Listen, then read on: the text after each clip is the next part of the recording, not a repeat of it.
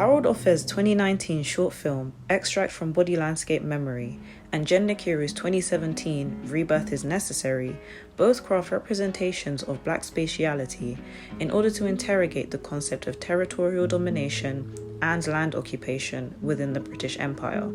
Using visuals of Black Britons in natural and industrialised landscapes, these short films poetically examine the notion of freedom and liberty outside of the vestiges of feudal and English property law, colonial constructions of citizenship, and the capitalist control of land in the UK.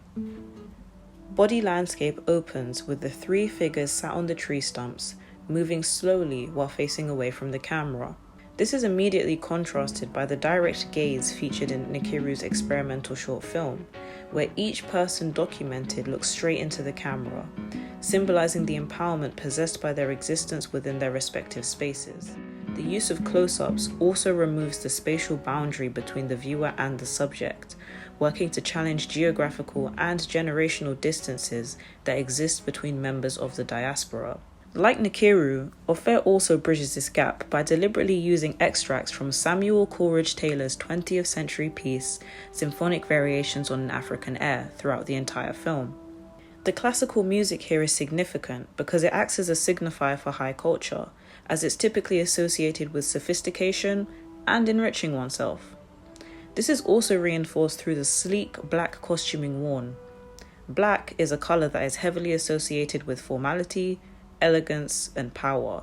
Offe constructs this visualization of superiority and wealth in order to introduce the deep-rooted connection between the three elements of power, classism, and elitism, and how they manifest into the English property laws restricting who is permitted to occupy where. While the figures in Body Landscape move slowly and gracefully in time with the symphonic sounds, the performers featured in Rebirth is Necessary dance within and outside of the frame as the idiosyncratic beats of Afro-jazz fusion plays.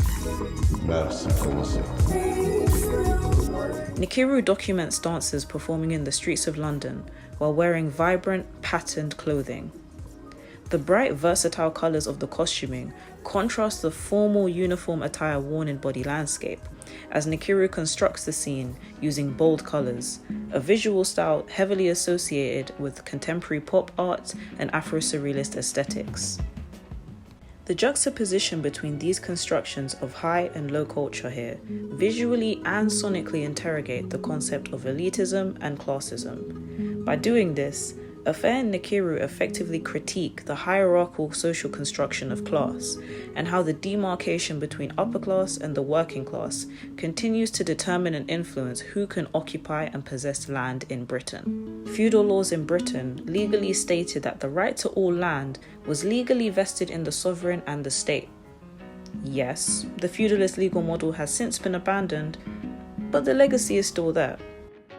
If you look closely within the frame of Body Landscape, you will see wooden fencing, cars, and the level tree stumps that the figures constantly move around.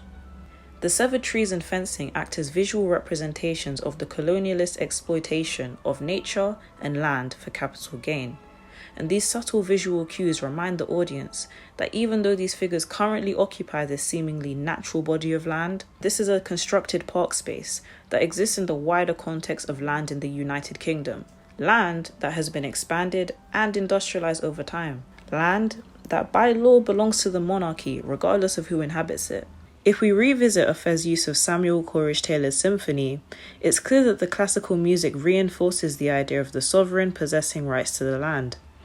Classical music has connotations of regality, which again further establishes the fact that the monarchy still controls majority of the land in 21st century Britain. Offe ultimately poses a complex question. What does it mean to set foot on and occupy colonialist soil? Nakiru's Rebirth is Necessary begins to provide an answer to this question. Brixton is one of the key locations in this short experimental film.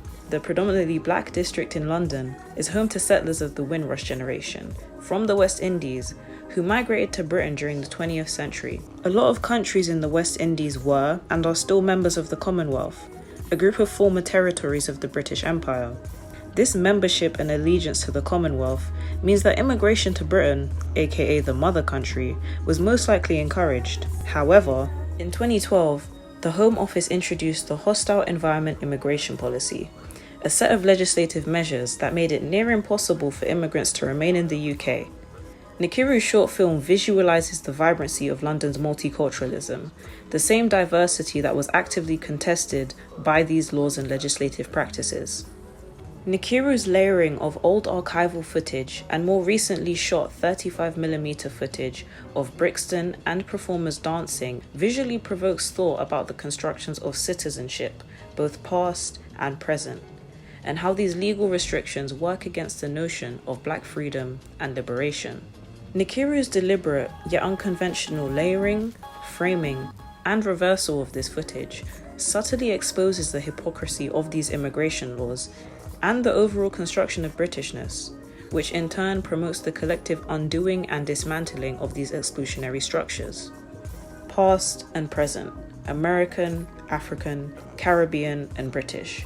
By layering these concepts together, Nkiru provides us with an Afro-surrealist representation of a diasporic history, centralizing a more Afrocentric idea of citizenship that considers all aspects of personhood that have existed, currently exist, and will continue to exist in the future.